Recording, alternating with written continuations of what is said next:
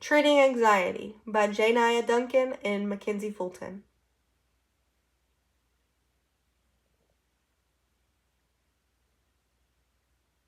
Anxiety. What is it and why is it important to know about before going into the field of psychology?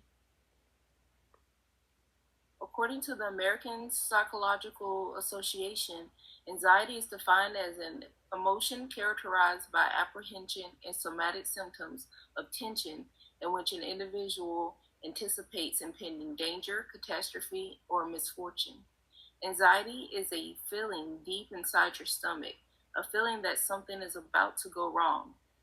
It could be from past experiences or simply being afraid something will happen. While the feeling of anxiety and uneasiness that comes with it are uncomfortable, it is our bodies just trying to protect us from danger that we perceive.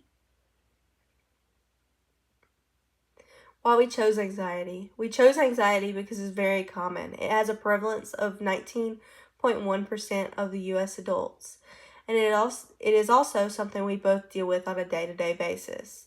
Gender differences also make someone more likely to develop an anxiety disorder. Women in particular are diagnosed with anxiety more than men are. Things such as prejudice and discrimination can also be contributing factors for the disorder to arise.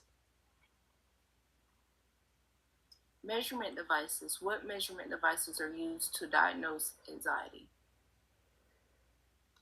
Likert Type Rating Scales. A Likert Type Rating Scale is a tool used in psychology to measure opinions, attitudes, and behaviors.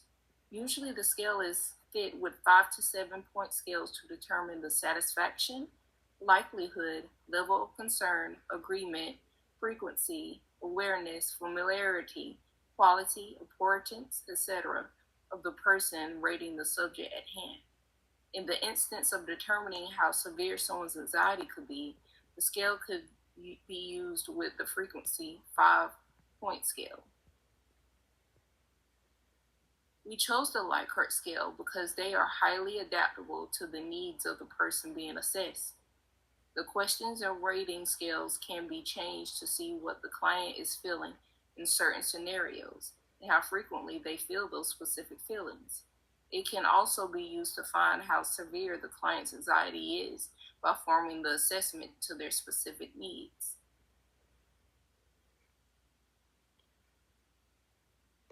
Beck Anxiety Inventory. The Beck Anxiety Inventory is basically the measuring tool that assesses how extreme anxiety can be.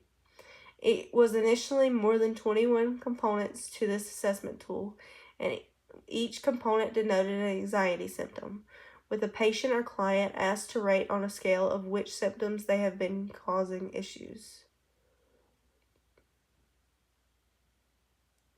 The Beck Anxiety Inventory is an important tool due to its reliability and efficiency in regards of diagnosing and rating anxiety levels along with the appearance of symptoms.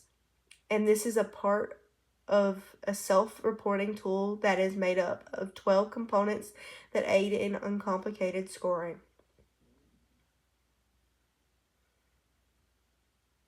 Hamilton Anxiety Rating Scale. The Hamilton Anxiety Rating Scale is basically a measurement tool that assesses the complete level of anxiety an individual is experiencing. There is also a scale being used that goes from 0 to 4. The Hamilton Rating Scale is a unique tool made up of 14 components. The actual scale rating is from 0 to 4. In terms of rating the actual symptoms, although it may lack a flawless directing of instructions, it is still used and serves as a method of assessing anxiety, and the scale must be administered via professionals in order to provide a persistent rating and make up for the unclarity of administering instructions.